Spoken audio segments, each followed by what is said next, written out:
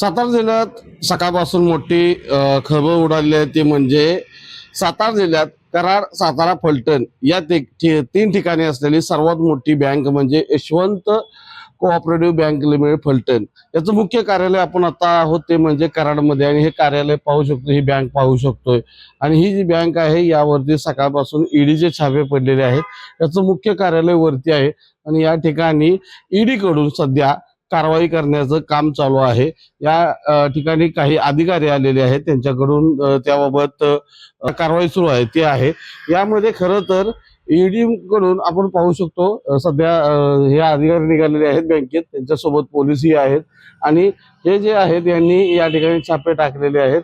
एकंदरीत काही दिवसापूर्वी 50 संचालकांसह लोकांच्या वरती गुन्हे दाखल झाले होते. त्याच अनुषंगाने ही कारवाई सुरू आहे. खरं तर ईडी कडून सध्या यात सातारची शाखा असेल, फलटणची असेल, कराडची असेल, या ठिकाणी कारवाई सुरू असून अजूनही काही माहिती दिली जात नाही. मात्र त्यांनी एवढं सांगितलं ही कारवाई ईडीची आहे आणि या संदर्भात दिल्लीवरून सर्व माहिती दिली आहे.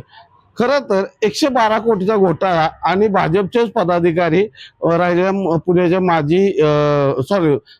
पुण्याच्या खासदार मेघा पाटकर यांनी काही दिवसापूर्वी या बँकेत घोटाळा झाला आहे असा उल्लेख केला होता आणि यामध्ये हा घोटाळा उघड करावा अशी मागणी केली होती. Cameraman Amol टकलेसह Vishal Patil, news 18 Lokmat, Karad, Satara.